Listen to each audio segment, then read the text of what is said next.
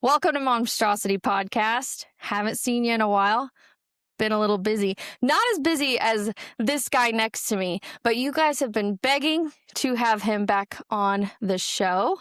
I'm your host, Kelsey, and this is my good friend, my tattoo addiction feeder, Kyle McIntosh, master of art, master of everything, and he's back. The last time he was on, we were talking about Men's Mental Health Month and how important that was. But now, today, he's hanging out with me because the man's everywhere. He's everywhere. He's producing art across primarily Jackson County, but you're probably going to see this man all over the world before too long. You're going to want a Kyle McIntosh piece.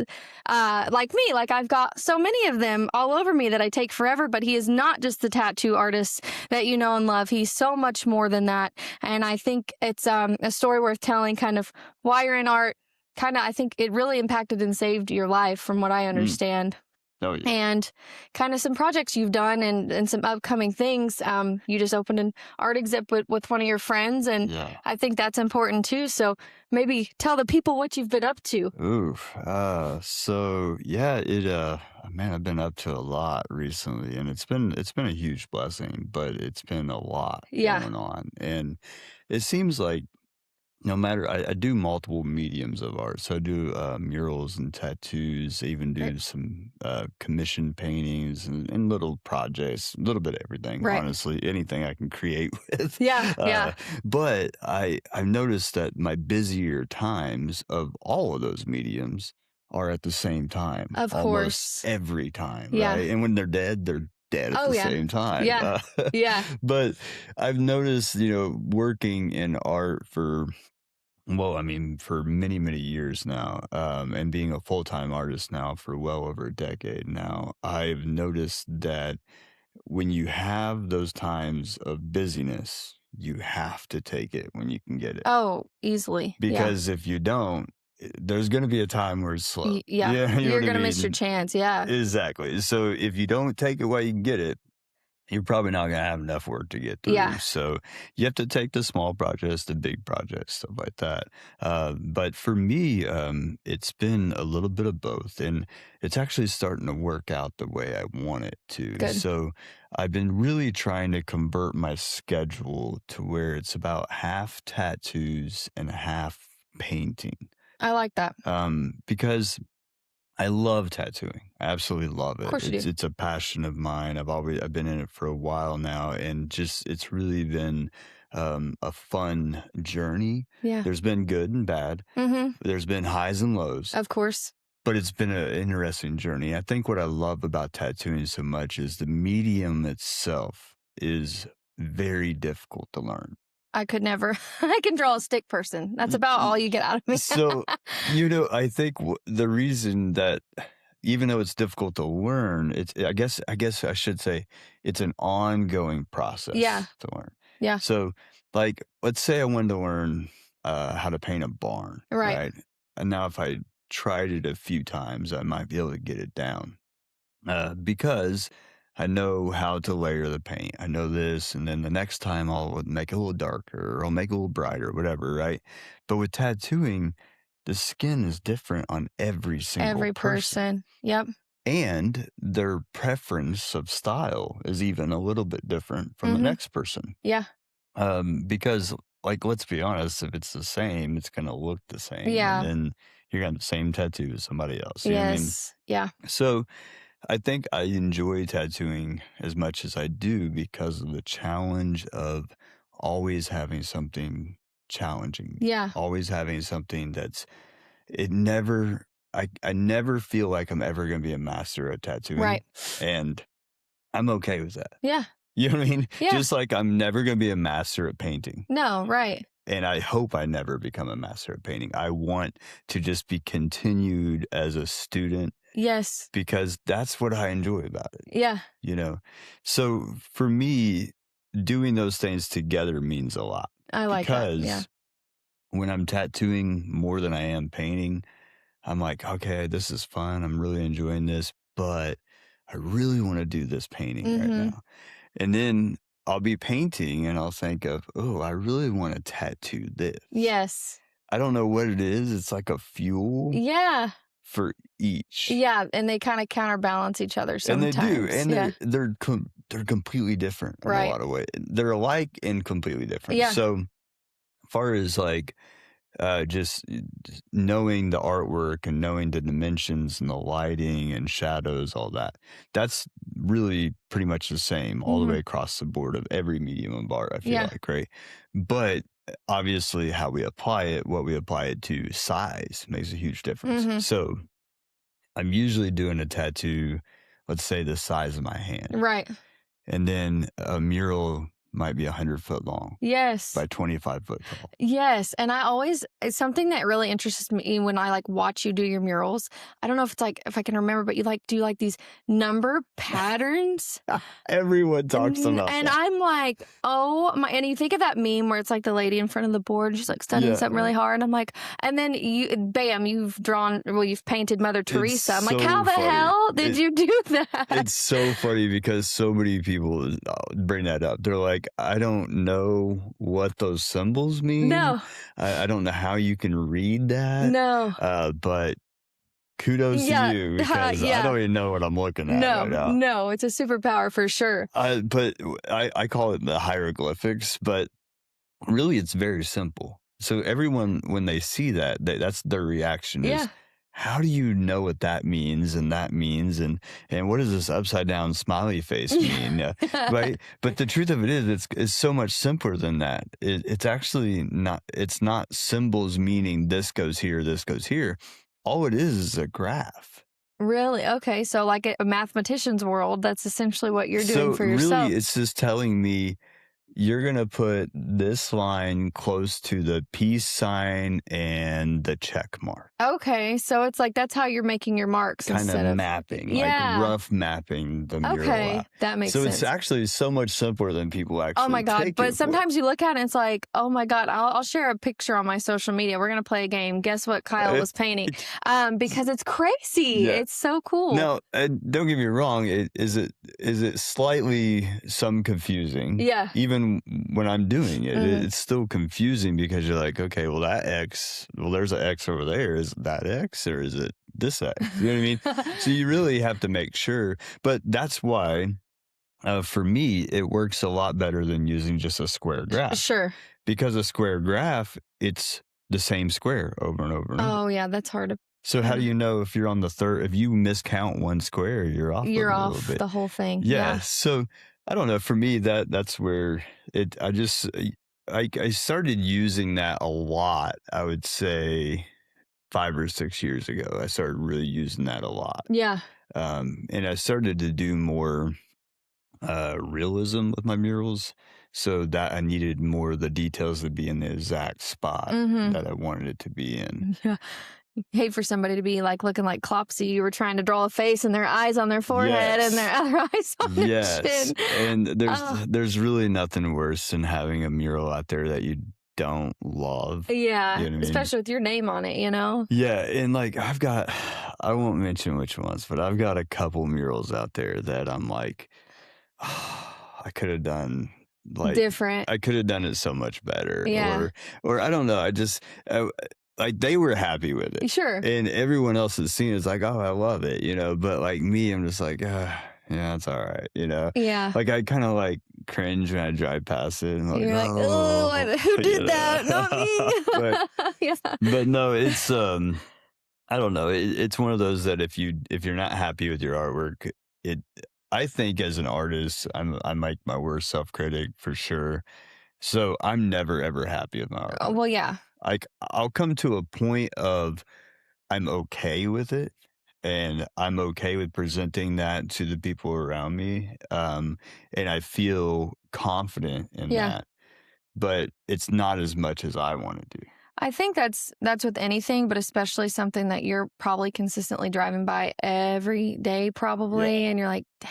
Like, so it's kind of weird now because now I have murals a lot in Jackson County, and even other places, but sometimes I forget about those murals. Like you know what I mean? Like I'm just not thinking about it, and I'm just like I've got other stuff going on. I'm out with my kids, hanging out with them, and like one of my kids is like, "Oh, there's that mural you did." Oh yeah, forgot about that. When did I do that? Yeah, you know how many times I've sat at Burkhart and 50 right there in Seymour, right by Rowley's? Is that the like the fork and is that the one like the purple and the grass? Like the Celebrate the Arts. Yes, I remember. You know how many times I've sat at that intersection just dazed out, not even thinking about all the other stuff I have to be doing. And it's right there. And it's right there. And I just look over and I'm like, oh. I did that. I did that. You got somebody laying on the horn. Move your damn car. What are you doing? It's like, I did that. But I mean, it's kind of cool. You know what I mean? It's kind of so cool in a way. And you know, I think that like, I know these murals won't be here forever. Right. You know what I mean? Eventually they'll be gone or they'll be painted over. Somebody's going to be boring and health code it to like a gray or something. A new council member. Yeah. It's not going to be there forever. It won't, right? But there is a good chance that some of these murals may outlive me. Yes. And that's pretty cool. That's a legacy. You know what I mean? Like if you think about it, that's a legacy to leave behind for your grandchildren, man. If you have grandkids one day, like, oh, my grandpa, your grandpa worked at the factory. My grandpa painted that. Like, you know, it's a legacy thing, I think. It is. And I think to me, that's just, I think that's cool. You know, I think just the value of leaving a legacy behind, especially when it has something to do with creating it from your mind. I think that's just a cool thing to do. It is. And I wish that I had, like, my ADHD superpower has always been like being a good reader, or like I can crank out a story. I could crank out a poem. Like I can do those things, but I'm always so envious of people that can create art, create music. Like, and I say envy in a good way. Like it's crazy. Like, oh, I'm like that. I'll look at like this tattoo back here, and I will show you guys in a minute because you have to see my lion that poor Kyle had to deal with me for 4.5 hours on. But it's like, it's so cool because like I get to see that every day, and it's like, oh, that is art that I get to carry with me and tell people about and tell them about you. So it's like, you get to be a living art piece for somebody else. Right. So I know the tattoo thing, sometimes it's like, you don't think of it that way, but it's like, these are coming to the grave with me. So you at least get to do that. And that's what I think about too, is tattoos, you know, because that's another honor as an artist to be able to put my artwork on a living person. Right. And who knows where they're going to go in the world. Right. Maybe it's right here. Maybe it's a whole different country, wherever, and wherever they may travel to and all that, and all the people that they're going to be involved with as well, and that see that artwork, right? And how cool is that? And the other thing of that is like, it's going to outlive them technically. Yes. Right. And so the chances are really good that a good amount of my clients are probably going to outlive me. So, so my artwork's going to outlive me. Isn't that crazy to think about? That right there, I think is probably one of the coolest parts of tattooing. Yeah. And so that's why when I tattoo people, I do take it so serious because it should be taken serious. But the fact that this person's going to carry your artwork around with them. That's advertisement for your art. For the rest of your life. And they're trusting you to do that.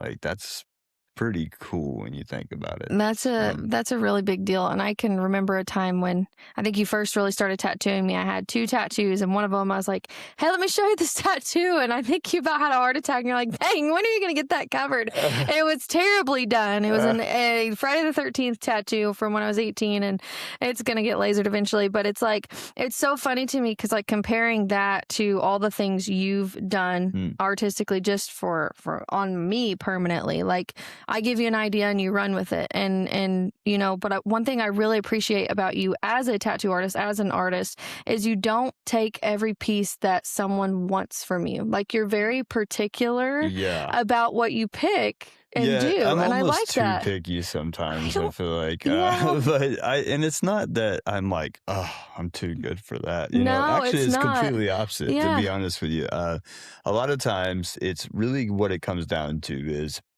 if I don't feel comfortable taking on the tattoo. It's the same way with a painting or a mural. I've turned down murals as well. If I don't feel comfortable with the piece of art that I'm creating, and I don't feel, one, a surety, so I know that I feel that I could really knock this out of the park, right? But two, do I feel excited about it? That's the thing, right? Now, I get it. Like, don't get me wrong. Like, I understand. Like, we all don't get to do what we love for a living all the time. And even if you do, you're going to have days that suck, right? We all do. So I get it. I can't just be happy all the time. And if it doesn't make me happy, I'm not doing it. No, I don't mean it like that. What I mean is I'm always going to produce a better piece of art if I enjoy doing it. That's what I was going to say. It's kind of a quality thing for you. This is quality control in tattooing, Kyle McIntosh edition. But I mean, I feel like it's true in every profession and every measure, right? So if you make pizzas for a living, you're going to put all you have into that craft. You want to make the best pizzas there is. You know what I mean? And like the thing of it is, it's the whole idea that I get to do what I love for a living every day. And I really want to continue doing that. Right. I really don't want to go back to working in any other profession really than creating art. So I look at it as I have one shot to make it work really good. And I'm going to give it my very best. Yeah. You know what I mean? So I think that with like, there's certain tattoos, like cover-ups, I don't really do cover-ups. Right. It's not that I have anything against doing cover-ups, nothing like that. It's literally that it's just not my strong point in tattooing. Yeah. It's not what I get stressed out about doing. Yeah. So it to me, it's not enjoyable at all doing them. Black and gray, large black and gray pieces, like sleeves, back pieces, stuff like that. It's not really my thing. Yeah. I appreciate it. I think it looks amazing when people have it done. I have several tattoo artist friends that only do large scale black and gray, and they're phenomenal at it. But that's why I send people to this. Yeah, that's their niche. You are more of that like watercolor, bright, pretty, like, and again, I am going to show you because I made you do like a custom color. And then I think you told me, I recognize this is my bedroom paint color or something. It was, yeah. So that was really cool, but it was really pretty. And I was like, hey, like one thing, can we make the eyes that color too? And like you ate it up. Like so many people are like, those look so real, and you like eyes too. Like, I love doing eyes. I love painting eyes. I love drawing eyes. I've always, I think ever since I was probably a kid, I've always enjoyed drawing eyes. And I love just the realism that you can get, even in tattoos with eyes. I think you can just do so much with them. And I think what I enjoy the most about doing eyes is the same as flowers, is you kind of have a little bit of creative freedom. Yeah. Like you can kind of do whatever you want as far as color. Yes. You can kind of just go crazy with it. As far as structure, you have to have certain elements. Oh, yeah. But just the color and transitions and highlights, you can just do whatever you want. Exactly. So to me, it's just fun. It is. Yeah. But I think, the other thing that like we were talking about earlier with the differences between tattooing and murals is with tattooing, it's like me and you, right? I'm tattooing you. We're talking about life or whatever it's just going vibing, on, right? And it's cool. It's whatever. It's a conversation, tattooing, right? But when I'm doing a mural, it's usually just me. Yes. Yeah. Out camping, by the way. I'm going to laugh about this. But you were doing the flea market mural. Oh, yes. I already know where you're going to go with this. Yeah. Had it all figured out. But one thing I liked about it, and I think if you guys go back and listen to the journey from a few episodes ago about Kyle, like you were talking about like it kind of, I can't remember how you really said it, but you spoke about like made you think of when you were on the streets and you were just surviving and like. Yeah. So it kind of had me like, how do you say it, zoned out a little bit. Yeah. So I was painting, it was really cold, windy. Was it March, I think, maybe, when I painted over there. And so it was really cold, really bad weather, raining. I mean, it was crazy. And I only had, I don't remember now, but maybe 4 days on the schedule that I had took out for this mural. So I had to meet that deadline. Yeah. The other part was they were opening up within a couple of days. I remember that. You were like really pressed for So time. I really had no extra time to make this happen. So I just had to do it. I knew there was chances of rain, but it's Indiana, right? Like it changes. It gonna rain. Yeah, it's gonna rain, but you might get 100-degree weather in the next hour. Yeah. So whatever. I came prepared. I had a double stack of scaffolding, so it's like, probably 16 feet tall. And I just wrapped the thing completely in tarps. Yeah. Clipped them, taped them, whatever. And then I ran an extension cord inside there with a heater and a chair. Oh my and gosh, light, camping. And a charger. Yeah, you were ready. And I put the whole thing up against the wall where I was hand painting the lettering. And so it kept the heat in there. Hey. And it kept the wind off me. It kept the rain off me. But the whole time it sounded like a hurricane. It was just, whoa. Oh, I would have freaked out. You could hear it in the lives. If you go back and watch the lives, you can just hear it. You can hear it. It literally sounds like the whole thing is just shaking. You can see oh God, it I would have had a heart attack. Yeah, I mean, and the next morning there was like spotted tornadoes everywhere. Oh, and there's Kyle. Yeah, so happy little trees. Yeah, exactly. So, but I'm like, I gotta get the job done. I had gloves on with hand warmers on, and heater. Like it was cold. Yeah, had to get the job done. So, oh man, ended up working till like, I don't know, probably 2 or 3 in the morning. And I was like, okay, well, this has been a long enough day. I've been here for like, I don't know, 16 hours or something like that painting. So I'm like, I'll just go home, sleep for a few hours, and come back. So I go to get my van, and the tire's about going flat. I remember you saying that too. So I was like, well, maybe it's not. Maybe it's just low. So I go to the gas station, which is just right down the street. And by the time I get to the gas station, it's like halfway of what it was. And I was like, oh my gosh. I just turned around, went right back. Just because all my equipment, the rest of my equipment was in the van. So I was like, I have to make the van back to the job site or I can't finish the job. Yeah. So I drive over there, and it gets to the parking lot, and it still had air in it, and then it just finally went down. And I was like, well, can't go anywhere. It's like 3:00 in the morning. So anyways, I was gonna message my wife and tell her like, hey, like, can you come pick me up? And she would have came pick me up, but she'd already been driving that whole day prior, back and forth everywhere, and she had a busy day herself. So I was like, you know what? Like, I was just gonna sleep here. I was just gonna go home and take a nap anyways. So might as well. I'll just sleep in the back of the van. And usually that's not a problem. Right. Because I would take like an air mattress, sleeping bag. That I did not have any of. Oh no. I had a piece of cardboard on the back. Oh no. And I had a tarp. So I just put a tarp and a drop cloth over me. And I laid down in the middle of like this tornado like weather. The whole van just vibing in the van. Just chilling, And the next morning she called me. I was like, yeah, I actually just slept here in the van.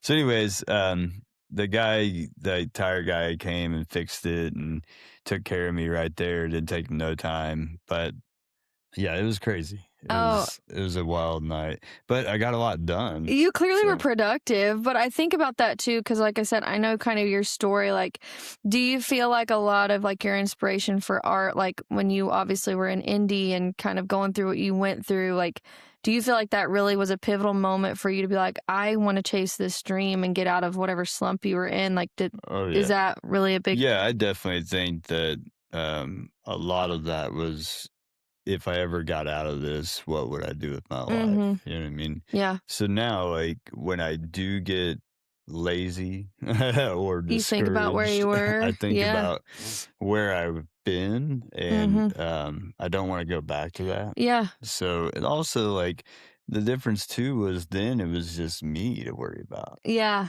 I have 4 kids and a wife and Raccoons and and possums and a whole household that, a whole graggle. yeah, Yeah. so I have to think about those things too, Yeah. So even when I'm tired, yeah, it sucks, but I look at being tired as just kind of a state of mind, which it is, right? But I Yeah. mean, like, it's just like you just gotta if you're tired, for me, if I get tired, I just gotta focus on something else. Like, Yeah. just not even think about it. Like, don't sit down. Yep.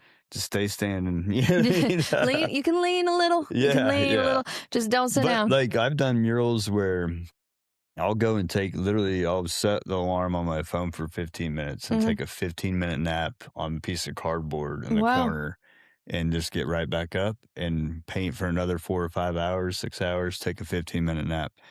And I mean, I've done 48-hour marathons of painting. That's crazy. Where I've only took 10-minute naps in there.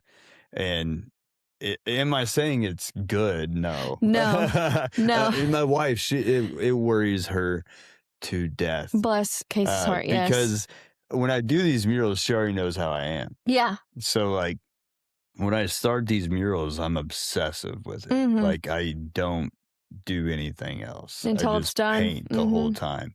And sleep, yeah. don't need that. Don't need water. Don't need food. Yeah. Just energy drinks and yeah, energy drinks and this is not sponsored by Red Bull, even though my husband does work there. Yeah. It could be sponsored by Red Bull. Yeah. So for her, she's like, oh my gosh, it worries me so much. Yeah, heart attack. You're on top of ladders. You're on top of buildings. You're on heavy equipment, scaffolding. Yes. And then half the time I'm in the middle of nowhere. Who knows, like, if anybody's even around. Maybe a cow or two. Exactly. Maybe So it worries her because, like, this last Friday night, we had the Time and Texture Dual Art Exhibition at Southern Indiana Center for the Arts. And what that was a dual exhibition for me and Terry Champ. We were both presenting our artwork. It's actually still going on all month, but that was the opening Go night. visit. Yeah, Go visit. It's really cool. He's got some really cool stuff in there. And he's got his works from decades. Yeah. So I think the earliest one in the exhibition is the 60s, and they go all the way up to the 90s. Actually, no, there's one in there that was just recently done, his last painting that he just did. So it's really interesting because you can see the evolution That's of really his cool. art, and even the color palettes Really? change. Like they're more pastels in the 60s, and they get And then he like kind of different. Yeah. So it's really cool, but he's a legend. Like locally as an artist, he's been painting murals, doing gold leaf, doing signage, basically the same kind of stuff that I do, Yeah. but 40 years earlier than me. You know what I mean? Basically, when I was born, it was in his heyday. You know what I mean? So he's way ahead of me. He's 80s, I don't know, 80s. But anyways, so we had that exhibition that night, opening night, and we had a ton of people show up. I was going to ask how that turned out. Was it great? It was amazing. I love that. I honestly didn't think like maybe 3 or 4 people would show up. I really didn't. Yeah, you don't know because I just you just didn't don't know. think anybody would really care. But anyways, a ton of people showed up, and it was really cool. But we were there, and we were actually able to present Terry with a Lifetime Achievement Award. Yeah, you were telling me about arts. that. Yeah.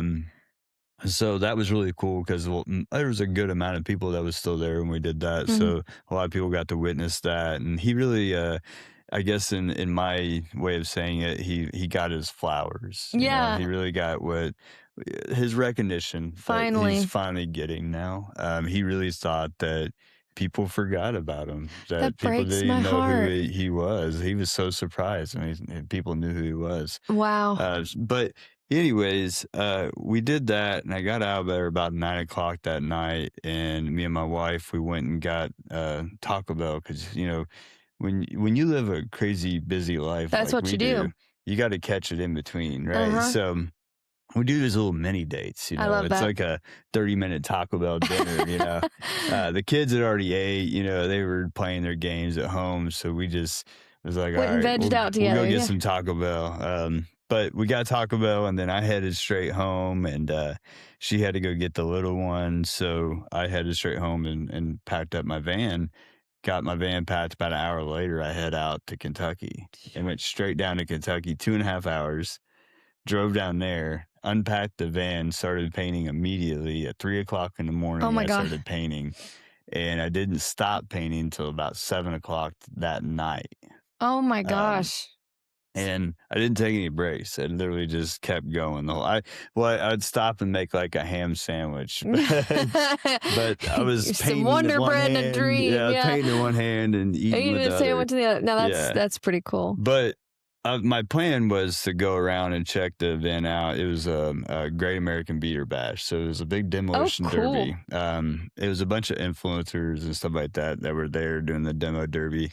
My plan was to go check it out once I got done the mural, and I had all night. I could have, but man, by the time I got done painting that mural, I was ready to go home. I'm beat and bashed. What are you talking about? I went up there to get something to eat real quick. That way I wouldn't have to stop again. And I just grabbed something from the local stand. And then I just kind of looked around. I was like, all right, it's cool. And just walked back to my van. I was like, all right, I'm going home. I'm going home. I'm tired. But it was different. I've never been to a demolition derby, so that was interesting. I won't speak too much on them, but it's interesting. There's all kinds of different characters. It's kind of like when you go to Louder Than Life. You don't know how much clothes people are going to wear. It's kind of the same thing. Exactly. Yeah, it's like, okay, It was interesting, but it was cool. Everybody was super kind. Yeah, they're cool chill. Place. But I think this mural is probably I would say at least 10 foot tall, maybe 12 foot tall, and probably 16 feet long, maybe. Is this when you were painting in the middle of them smashing the cars? Is that what this whole thing was? Or how did that all work? So they were actually on the other side. Oh, okay, but you did it during. So yeah, I did it during the demolition. Okay, that's okay. Okay, yeah. Now the thing of it is though, that size of a wall usually for me takes usually about 3 to 4 days to do. And you did it in hours. I did it in 16 hours straight through. But again, my schedule was not allowing any more time. No wiggle room. I had to get it done in that Saturday. And then once I got it done, I drove back home, and I'd already been up for 2 days at this point. God. So, oh no, my wife, she's like, "So you're just gonna go ahead and go to sleep, come back in the morning?" I was like, "No, I'm just gonna drive. I'm leaving here in just a bit." So she's like, "Oh, you haven't slept. That worries me." Yeah. I will say, though, the last hour or so on the way home, I don't really remember it. Yeah, you're like, all right, get me home, rainbow van, get me home. I just took the rainbow van and it took me home.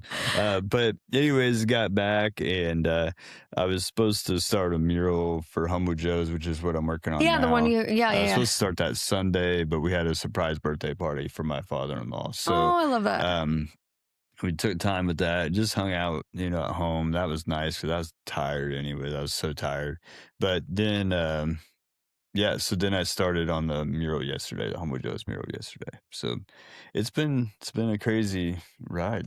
I have to tell you something so funny because if you go to Kyle's social media, I think you have your van posted. It is like the most artistic van on his social medias. So Sunday, actually, we were driving home from baseball up in North Vernon. And, or was it, maybe it might have been last night. I passed you either Sunday or it might have been last night. And it was right by the cell phone tower, right as you get out of Cartersville, Uniontown. And I had my window cracked and I don't know what it was. It sounded like a rocket ship. Your van was just like, and I was like, he's off to make some magic in the rocket ship. So that's the funniest thing, right? So I've got so much work done to this van. I'm talking like I've dropped at least a couple grand in the last few months just trying to get it ready because I use it a lot for murals, and there was a lot of stuff that I just kind of put off. So anyways, sure. But it squeaks like crazy. But it sounded majestic when you drove by. It doesn't it doesn't sound that good with Steve Miller Band. It just throws me off every time. Oh God, No, I love that van. And I was kidding around with the guys that were doing the demolition derby down there because we were talking about doing this mural and blah blah. Yeah. And I said, okay, I'm just letting you guys know I'm gonna be pulling up in a rainbow striped hippie van, and I'm just letting you guys It is know not that. part of the derby. Yeah, Don't touch my van. I was like, I'm just warning you because this is in the middle of Kentucky where I went, right? The banjos. What's that? Have you been seeing it on TikTok where it's like, you can hear the saxophone getting closer. Yeah, It's like you can hear the banjos getting closer. I was like, am I going to be safe? Like, I just want to make sure, like, Bubba's not going to get mad at me down exactly. here. Yeah. Like, there's Bob Ross painted on the side of the van. Like, it's super colorful. It is a beautiful, beautiful van. But yes, Kentucky. No offense to some of the peeps in Kentucky. Y'all are cool. No, they were all great. But could you imagine it's like pulling up into a biker bar and you just have to use the bathroom really bad and they're like, what are you doing? Yes, exactly. It's the same situation. Yes. Exactly. But yeah, I mean, they were all great. They were super cool. But like it's cool now because the opportunities are coming now to where like kind of like what you were saying earlier is I can turn down some things now. And it's not, oh, I'm too good for that or blah blah blah. It's just not something that I feel like I can do. If your heart's not in it, you're not going to give your best results. Exactly, yeah. So now there's more opportunities coming about. I can focus on the things I want to do. So that's pretty cool. I think that there's some bigger projects that are coming this summer that I'll be honest with you, I don't even know what it is yet. This client I've worked with before and we've done some big jobs with him before. So he got a hold of me about 2 months ago and said, hey, just make sure you have time on your schedule for me. Wow. So he's still working out on his negotiations and what he's got to do on his side. But once all that is in contract and said and done, then we'll know what we're doing. But it is going to take up a few months, and we know that. So it's a big project. So it's massive. Yeah. Yeah. So that's kind of what's going into the summer. But like, even I'm just trying to get through the next couple of weeks right now. Next couple hours, man. You've got to be tired. So like this week I've got career day, which I love doing over in Jennings County. I've done it for a couple years, I think now. Really cool. They're so friendly. The students are so cool.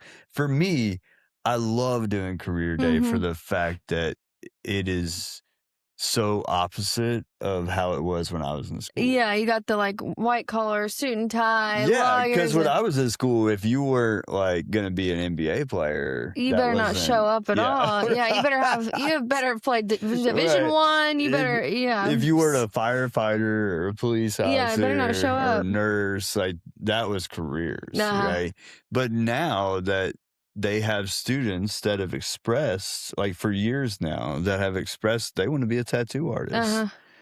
So much that that's one of the options that the teachers have came up with is, hey, will you come in and talk to these students about the career of being a tattoo artist? Wow. And also painting murals. Like what if they want to be a full-time artist, not necessarily one medium, but just a full-time artist. What's that look like? Yeah. What's the good? What's the bad? Yeah. Right. So I think that's incredible for the fact that when I was a kid, that wasn't even talked about. No. Artists on career day was not something that we talked about. No, never. You were never. Starving artists. The career day thing, I love that. I feel like you've told me this story. Kyle and I have known each other for quite some time, at least 5-6 years, I feel like at least, but I've been following your journey for a lot longer. But didn't you say there was a time like you had a teacher that like you were drawing at recess and was it again? So it was actually career day. Okay. No, it was the day before career day. Okay. Yeah. And we had to make a paragraph, like a 4-sentence paragraph, and draw a picture of what we wanted to be when we grew up. Yeah. And the next day we were supposed to present it to the class, right? So I don't know. Like I just drew like a guy sitting in a chair, like a wooden chair, getting drawn on by another guy. Like it wasn't great at all. But anyways, and then I said I wanted to be a tattoo artist, and I think I spelled it TATU or something. I don't know. No regrets started back in elementary school. No. It really did. So I didn't really know how tattoos work. Sure. I just knew people like it didn't wash off their skin. It was cool. It's a vibe. So anyways, I took it up to the teacher and I was like, hey, I'm going to turn this in. And she's like, you're done? I was like, yeah, I'm done. And she looks at it and she's like, well, I'm going to give you the opportunity to redo your assignment. And I was like, oh, like, what did I What'd I do wrong? I was like, did I spell something wrong or whatever, And she's like, well, no, like you have to pick a real career. And I was like, oh, okay. So anyways, I walk back to my seat and I sit down. The only thing I changed on the whole thing, what I didn't change is I added more color to the tattoos on the guy. I love that though. You're like, oh, I'll update it for you. Yeah. And I probably worked on it for a few minutes, and then I took it back to her desk, and she looks at it again, and she's like, and she grabs those big. You remember those big red markers? Yes. Yeah. They're like chisel tipped. Yes. Square. She wrote F as big as the page, right, and hands it back to me. And I remember I walked back, and I was probably like, I don't know, 2 or 3 rows back. And I remember just staring at her, like with this death stare. Of course, I'd have been like, if looks could kill, right? I was just like, oh, look at me now, teacher. And I remember, and I was young. I was like in 3rd grade. Oh no, that's like pivotal. That's such a pivotal age. But I remember the thought I had to myself was, no one else ever again. Like no one else ever again is going to tell me that I'm not allowed to do art. Are you listening, kids? Like, I'm going tell them to F off. Yeah, like I'm going to do this. I will be a tattoo artist even if it's the only reason I become a tattoo artist is to prove her wrong. I will become a tattoo artist. And I don't know, from that moment on, I was obsessed with the idea of drawing on people. I love that. So it actually encouraged me to start drawing on myself during recess, and I would draw all over myself, and then these other kids seen me drawing on myself, so then they wanted me to draw on them. $3 a tattoo. I had like 5 kids. We had these little grass hills right next to our playground, and I would sit on this grass hill with my plastic marker box. Remember though, I had like bubbles on top? Yes, you know what I'm talking about? Yeah, I would take my fingernails across that all the time. Yeah. So it was full of just random assorted markers, wherever I could find. And I would draw on kids. Nothing bad. Yeah. I would just draw like trippy looking stuff on them, right? Flowers and shrooms. I don't know. But sorry, Jimmy's mom. Right.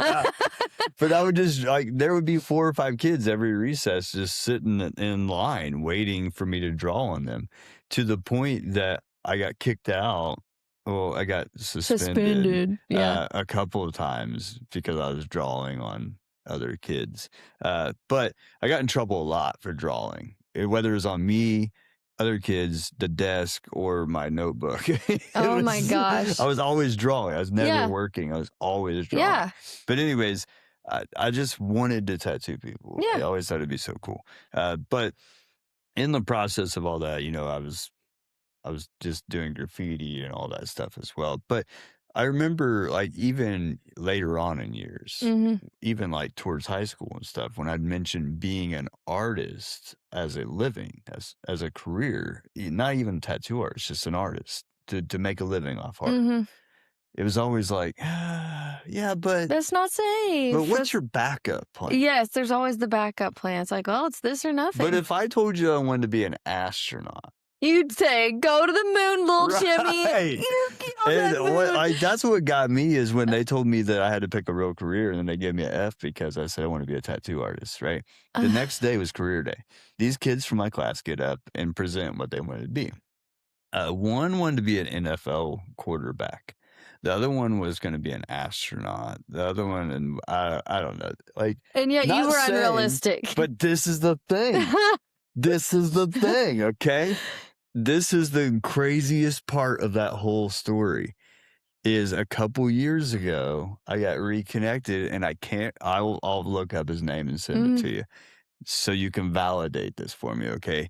But a couple years ago, I got reconnected with one of my recess buddies from 3rd grade. I love that. That wanted to be an NFL quarterback. I remember his just like yesterday because I was like, that's realistic? You know what I mean? Yeah.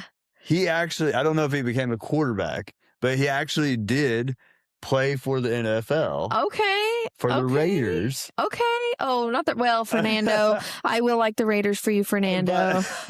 But isn't that crazy? That is crazy. Because I remember I was like his biggest doubter. Like, okay, that's real. And he actually became an NFL player. But anyways, so I guess it kind of debunks the whole idea, but you know what I mean? But he's not an astronaut. Still, yeah, the person that became an astronaut did not become an astronaut. Okay, so whatever. One person. They go to outer space, but it's in a different capacity. Right, yeah, exactly. Yes, exactly. So anyways, to catch, so to do career day now, it means a lot. Yeah. Because I think, especially it's middle school age. Oh, so pivotal moment. I think for me, that was a really hard time in my life, but it was also 7th grade sucked. That's when everybody turned into little shits. Yeah. Every one of you. I'll never forget what you did to me. And I know that your baby daddy's been in jail 3 times. Oh. Anyways. Dang.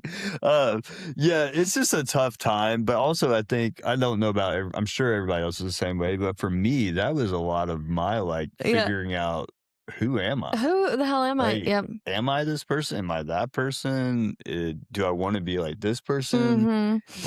What path am I going to take? That's a very influential age, too. I feel like who you're around genuinely could influence you. I always come back to, and I wish I could remember the person's name, but I don't. But I was about 15 years old, and this older man told me, he said, make good decisions now.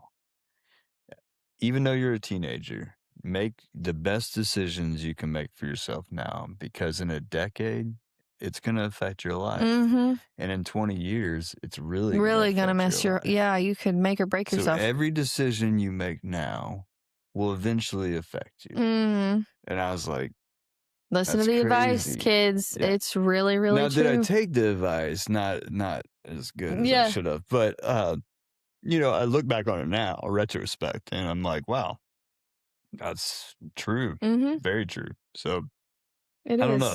But the whole career day thing, I think that's just, for me, it's so cool because it really brings me back to see how far art has came in society alone. Yes, and how appreciated it's become. And how appreciated finally. It is. Oh, it's amazing. And that's where it's so different between me and my mentor, Terry Champ, that I just did that exhibition with. When he was in my age, I'm almost 40. When he was my age, it was a struggle to sell art at all. Right. It didn't matter where you lived, right? Especially if you lived in a small town, Indiana. Yeah, yeah.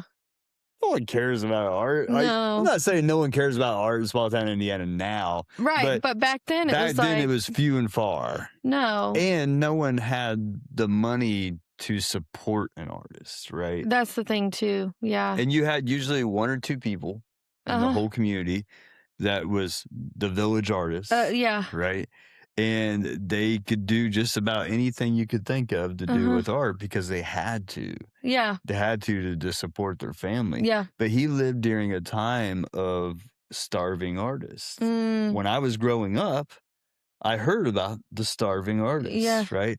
There was actual conventions that would go on at the Hoosier Dome or RCA Dome. Or I don't even know if whatever the hell it's called not there anymore. It's gone. It's called the Gone They Dome. would have starving artist conventions where people could sell all their paintings for a lot cheaper than they usually would. Really? But anyways, he lived a different life than I did doing the same thing I'm doing. And worked way harder. He walked so you could run, and the next generation is going to be able to sprint. And that's the thing. Yeah. Is now I don't know about, like, you guys are a little bit further south than where I'm at, but I know in Jackson County, man, there's this huge wave of young artists coming up. Yeah. I'm talking like there's so many young artists. It's exciting. Yeah. And they're all probably under 21. Wow. And they're just coming out like crazy amazing work. Yeah. And that's exciting. That's so exciting. Because it's totally different from my generation. And I know it's completely different from his generation. Yeah. So to me, it shows that something great is happening. Yeah. Right. And hopefully for them, those doors are opening up. Yeah. I think what's really cool now, though, is I think the youth now is starting to understand, at least a lot of the youth that I've talked to, is they don't have to necessarily go to college. They don't. And I work in HR, and I tell people that you do not have to go to college and go in debt to make good money. I hire people from skilled trades that make dollars an hour at times. It depends. Like, you don't have to. And it's I'm sorry, it's a bullshit lie. You don't need a degree to make money. And to be honest with you, I know people that work in factories that are making more than I make. Yeah. I know for a fact they do. Yeah.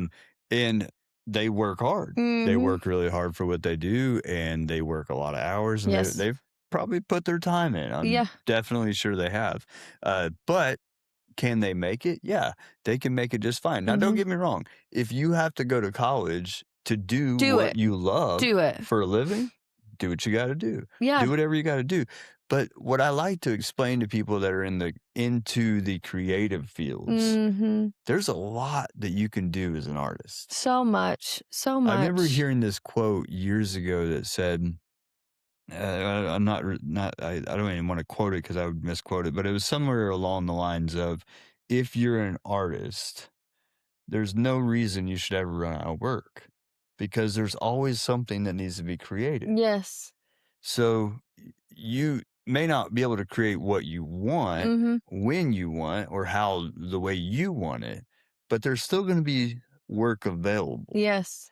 If you're multifaceted, if you can do multiple mediums. Yeah, not being niche in one thing really is going to put you in a box. Yeah. Exactly. Yeah. And I think, like, to me, why would you want to be in one medium? No, there's so much art out there, whether it be painting, drawing, sculpting, which can't do that either. None of the, but even like music and the creation of music. And I know a lot of people do not like her, but I love Taylor Swift because she doesn't stay in a box. She changes genres all the time, and that's probably why she's a billionaire.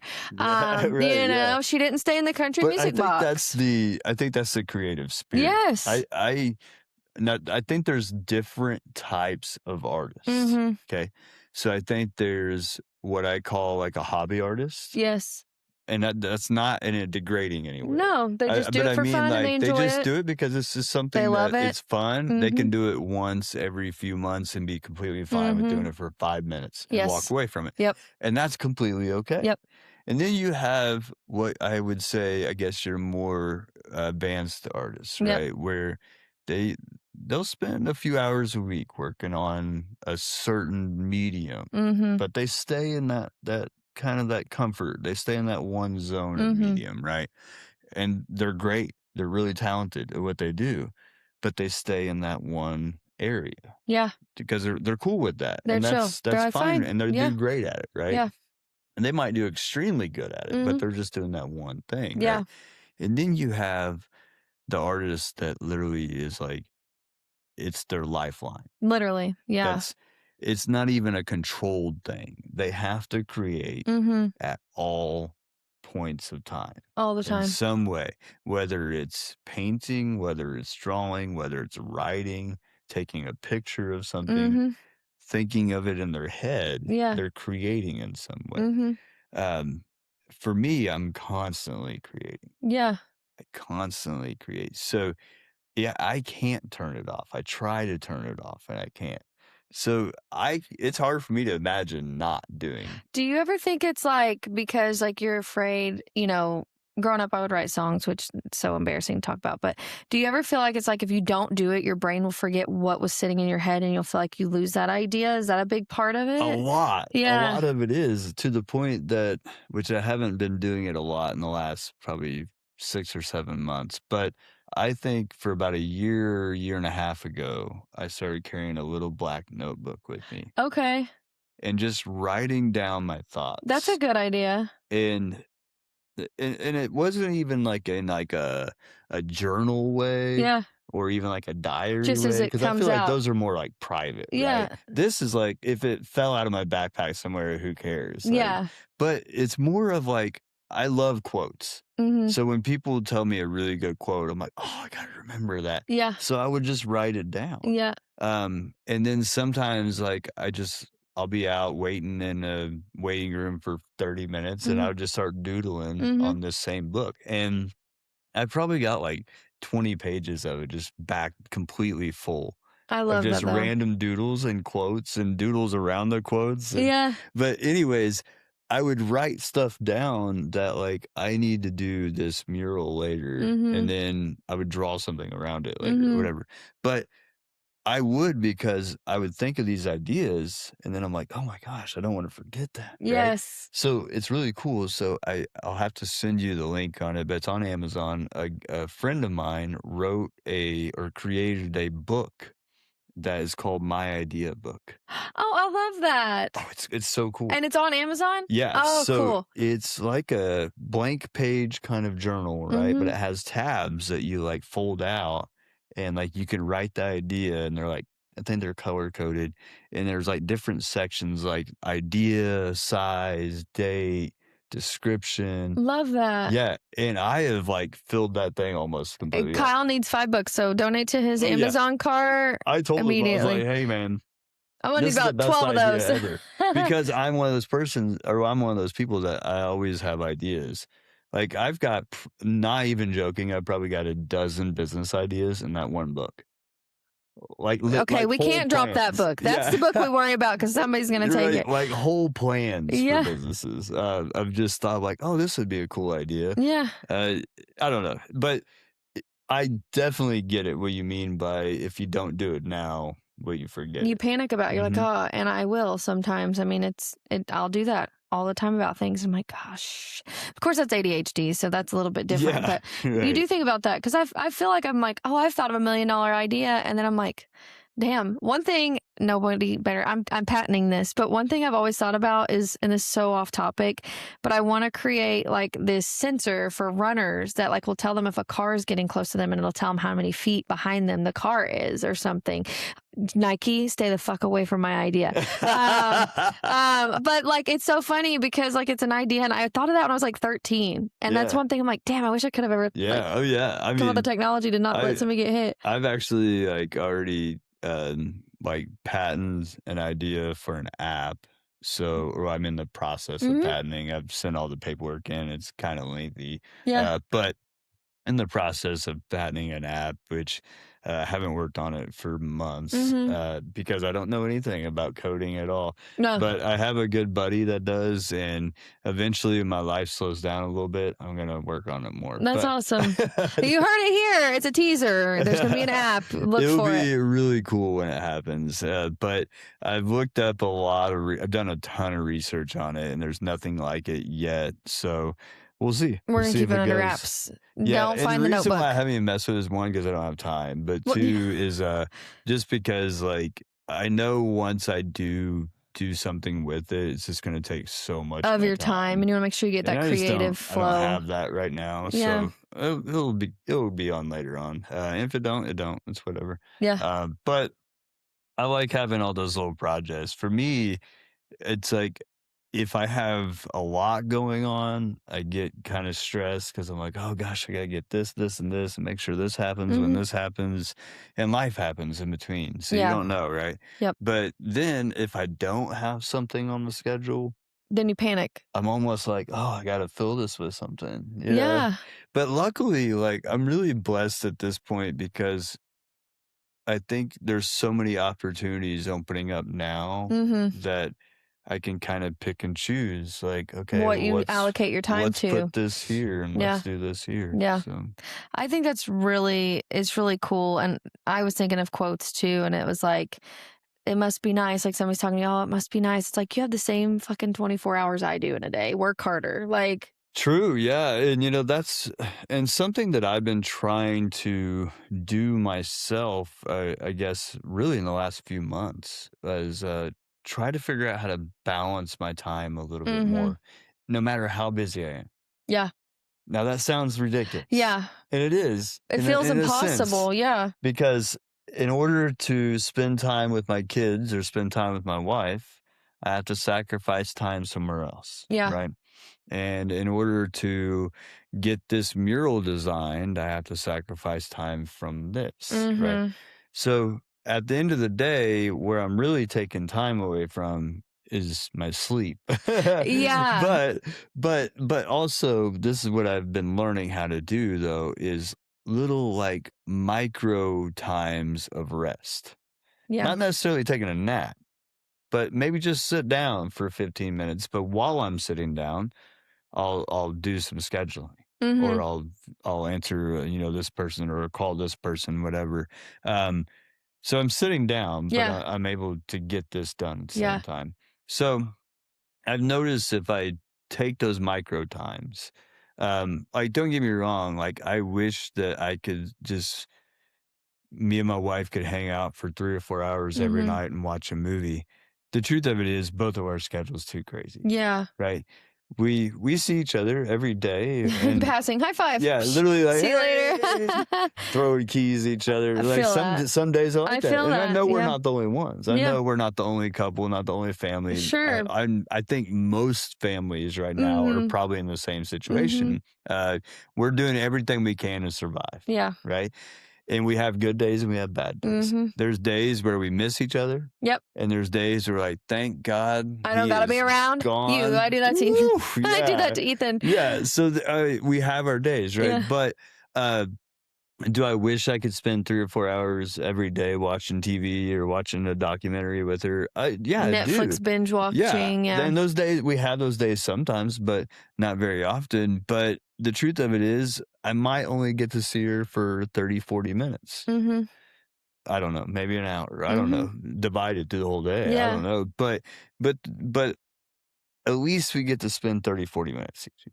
You You know gotta what I look mean? at the other side of the coin, Yeah. like, is your glass half full or half empty? And it's like we're like that now. I mean, you just watched it, so I'll tell you what happened because you're gonna see it cut. But my husband came, got the keys, and went to pick my kids up, and we just see each other in passing. Like he coaches high school baseball, my son's in baseball, my daughter's in cheer. I work late. Like Right. you're just it's constant. And she also, so she's a sub-E for wildlife Yeah. rehabbing. So she's taking care of The whole zoo. The whole zoo. zoo. Noah's Ark is at Which Kyle's is okay. house. So if you imagine a bunch of newborns, like Yeah, say you needy have little animals. 10 newborns that you're taking care of at once, and God love her.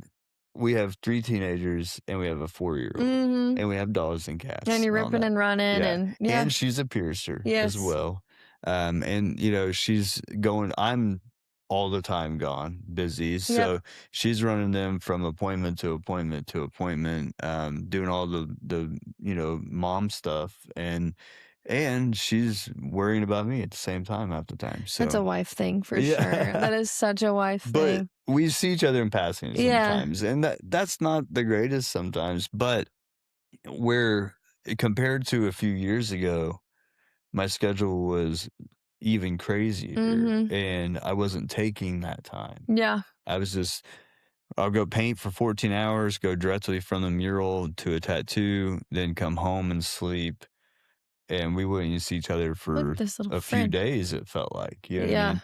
So, yeah, we don't get as much time at once, but we do see each other daily, and I think what's cool is, like, wildlife's her passion. Oh, I can tell. I That's can what she tell. loves. Yeah. So I love cuddling with the babies. Yeah. That's my thing. I'm not really But good with she the whole. takes care She takes of care of them. them. Yeah. So she does everything, all the yuck, all the ugh. You know what I mean? I just like to hold them for a minute. Yeah, you're like, this is cool. Okay, here you go. Yeah. But usually in that time, we're able to talk, and sometimes we'll go on a wildlife run where we have to go Save a little get a little baby Yeah. somewhere. So those are always cool. But in that busyness, I'm trying to be a dad, Mhm. and but it's not super difficult right now because I have teenagers, so Mhm. They don't want nothing to do with you. yeah, they're kind of just doing Respectfully, their they're own like, meh. thing. They're in their own room most of the time. The baby, the 4-year-old, She she's wants to the be one all that about wants your guys' attention. business. So Yeah. that's the biggest struggle right now, is trying to be there, and that's the other part, is like that's our last kid. So You're for trying to us, cherish every little moment. we're trying to cherish that because we do have teenagers now, Mhm. so we realize how fast it goes It's now. so quick. Yeah. It's so quick. So people tell you that, they're like, "Oh, it's gonna go quick," and when they're little, you're like, "Ah, it's You're not quick enough." so and when I first had my son and I was going through postpartum depression, one of my friends sent me a video, and it's like the days feel so long, but the years are so incredibly short. And that is like a quote I think about all the time, because like my son is almost staring at me. Now he's pretty tall for his age, but like he almost can look me in the eyes, and I'm Yeah. like, wait a damn Yeah. minute. I mean, I've got one that has his license now, Mhm. and then I have one that's going for driver's education, Ugh. and she just got her first legit job just this couple days ago. Mm. So and then, I have another teenager and then my 4-year-old. So I see how fast it goes now. And, I spent most of their childhood building a business. Building a legacy, not even just a business, you're building a legacy for them. I was busy for most of that childhood. Yeah. And my wife, she really carried a lot of that weight as far as just being a mom. Yeah. And I was gone for whatever amount of time. Doing these murals and building the business, and she's always been in that. She's always been in my corner. Mm-hmm. You know what I mean? Because she knew that that's what my passion was. Yeah. So it's so awesome now to see her living her passion now. Yes. Even though it's stressful. She loves it though. She does. And it's a special kind of person to do what she does. But man, it's a lot of work. It's a lot. And she puts up with it and she does it and she still handles with the kids and all that. And helps you with scheduling and help. Yeah. Yeah. And it's a lot. And so trying to keep up with hers, the kids' schedules, the wildlife, and my schedule. You're juggling a lot. And you're juggling a lot. And he took the time to be on Momstrosity. So, shout out to Kyle. And shout out to Casey because I had to book through the Beauty from Ashes to get him on here because he's so busy. But it is. I mean, and talking about kind of what your wife does with the wildlife, I think it's important because obviously I have a pretty good following. How can people maybe donate and help support what she's doing? Is there a page they can go to? Can they Venmo? So right now she's with Lakota Wildlife, and that's who she's done. She's a subby with Lakota Wildlife, and that's who she's been a subby with for probably a couple years now. But yeah, if they want to donate to them, they just get a hold of them on that. But she doesn't take what they do is whoever donates to their nonprofit, then whatever needs our animals have, we just tell them bedding or food or milk. They just tell them they'll get that for the animals. Love that. Yeah, so it's cool. It's cool because she's so passionate about it, and to see her finally getting to do something that she's really passionate about it's really cool. But I do worry about her a lot because she is just got so much going on. Moms have a lot on our plates, even with the most supportive. Ethan is a phenomenally supportive father, dad. He's busy. We try and find balance, but I think us moms we're built different. I will brag. We are built so different. And oh yeah, she does it too. Yeah, you give up so much of yourself for everyone around you, and it's not because you don't want to. It's literally chemically ingrained in you. And I do this podcast, that's my passion. And I can tell you 5 years ago, even when you're in the trenches of 2 little bitty toddlers and you don't think about those things, right. But it's so empowering when you do get to do those things again. And I think it's great that you're empowering her passions because she was able to help you build yours. Now you kind of get to shift that role and empower her. And I always like to tell people our life, we have a stressful life. Yeah. It's don't get me wrong, we love we both are really blessed because we both get to do what we love. To be busy. Yeah. We get to do what we love and we're busy doing it. But it is stressful. It's not all peaches and cream. No. Don't get me wrong. We have really stressful moments where we're oh my gosh, this is Did I even crazy. breathe today? Why did I we eat? sign up for this chaos? We probably every day we could just live a normal life. Yeah. But the fact that we both get to do what we love for a living every day, it's special. And she doesn't make any money doing that. No, she does it out of the goodness of her heart. She literally just does it out of her heart, but she loves it so much it's fulfilling for her. You know what I mean? So, we are blessed in the fact that we get to do what we love and we enjoy it, but it is stressful. And there's times where we're we just want to shut our phones off and just go shut the world off for a while. Because it gets so chaotic sometimes. And I think that's a good glimpse into your life. One, when you're supporting artists, you're not just supporting an artist. They've got family, they've got kids. I always hate when people are oh my gosh, can you believe so-and-so wanted to charge me? Well, then you go fucking do it then. Get your little paintbrush out. But I think that's one thing to really be cognizant of when they're trying to book with you or whatever. Like, you're like, hey, that's going to be a $400 tattoo. And I'm like, here you go, little buddy. I bet it is. Like, it's whatever. Like, it's your art. It's your time. It takes forever.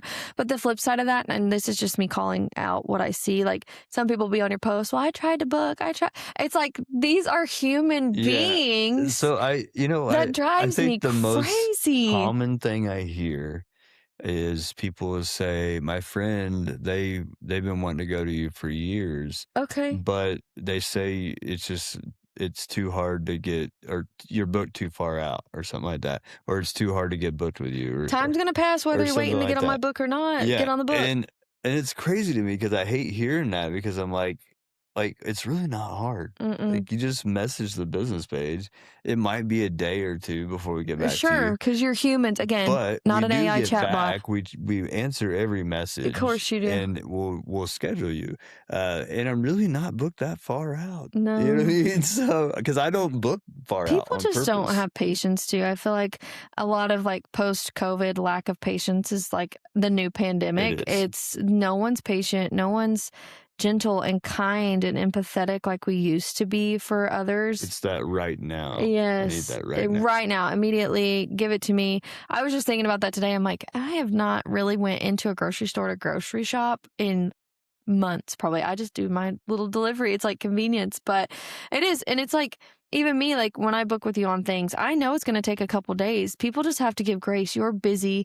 There were a couple of months I know you guys had struggled. You were applying to go work at a factory or two. Nobody was calling you back. Like you said, it ebbs and flows, and people need to be patient, understanding, and appreciate when they do get that art from you. It's so much more like, I don't know, special, because it's like, it's something that was worth waiting for. I think I waited to do my line like 8 months. We had been talking back and forth about it, and it was so worth it, because everywhere I go, people are stopping me and I get to have a conversation with new people. It's like a conversation piece. Like, be patient, because it's so special. It's like a diamond, it takes a lot of pressure and years for a diamond to become a diamond. I think that's what people really like. Just my observation as your friend, people need to be patient, understand that it is worth waiting on you. It is worth waiting on you. And I hope that it is. Yes. I always hope that it's worth it. Because even when people are booked out, let's say a couple months for their appointment, I always get up to the day that, we're about to tattoo, and I think, man, I hope I make it worth their couple months wait. Yes, that's a lot of pressure. Because it is. And that's why I really, I try not to book more than a couple months out. I don't really shut my books off, but I don't really book a lot more than 2 months at a time. 2-ish months, yeah, that makes sense. Because I have kids and I like to do random stuff, and sometimes if a concert comes up I want to buy tickets Heck to. yeah. If I'm booked out for a year, I'm not gonna be able to then do I'm not that. gonna be able to have life. Yeah. Like, that's the thing too. We've gotta, I think there's this thing of, yes, respect the arts, but it's not just like respecting that people are doing it. It's respecting when they can do it. That's about the respect of it too. I mean, I love the arts. I am so jealous of people that can do the exact same thing you are doing. But I think generationally, we're breaking those curses, and you're going to see like Van Gogh's going to turn in his grave. Picasso's going to turn in their grave. I'm like, damn. They tried to lock me away for drawing this stuff, and now you guys are just out, doing it, Yeah, and that's what I hope for. I hope for the next generations coming up that it's much easier for them, and it just keeps getting easier. And that's the way it looks. It looks like it's happening now. We're in a very visual world now. Yeah. So everything is visual now, one way or the other, whether it's video, whatever. But I think that now the big thing is letting this generation know that they can take these arts, they can do their create. You can how take they the hard want. route. Yeah. And you don't necessarily have to be in college, academia, or whatever to do those things. And I see this generation coming up now that is seeing. They're seeing that. They are seeing know it. that. So I think that this next generation that is coming up is going to be some of the most mind-blowing art they will be unheard of. They will be, it's great, because like my son, obviously his ADHD has an IEP, and part of that is like when he finishes his work, he's allowed to draw on the back of his papers, even if it's his tests, right? So, because I feel like, and you can speak on this, and I think it's an important topic. We're defunding the arts in schools, and it's the dumbest thing we could do because not only that, I didn't realize this, even in kindergarten, like Indiana said it, that they get one recess a day now. Yeah. That's the only break these little crazy. 5-year-olds get. And it's like, and now you're taking away their art and you're taking away their music class and the ability to bang on a tambourine. Like, Yeah, and I personally believe that the arts are so important, and I so know I'm specially biased on important. Yeah. that, but and not even just drawing, painting, but music, writing. Writing Yeah. is it's Yeah. invaluable. So I think that we need all that. Mm-hmm. I believe that 100%. Yeah. I think that it's not. I get it's not for everybody. Mm-hmm. I understand that, but football is also not for everybody. Yeah, I am not about to get like steamrolled by a Right. 300-pound Cross linebacker. country, like, I'm If just I'm running, you better follow me Right, because yeah. somebody's chasing my ass. Like, it's not for everybody, It's not. right? And But it's not meant to be. If we all could do it, how boring would that be? there's people out there that, they're really good at expressing themselves through art, whether Mm-hmm. it's music, writing, Mm-hmm. whatever. And I think that's why we're seeing more artists emerge now, Yes.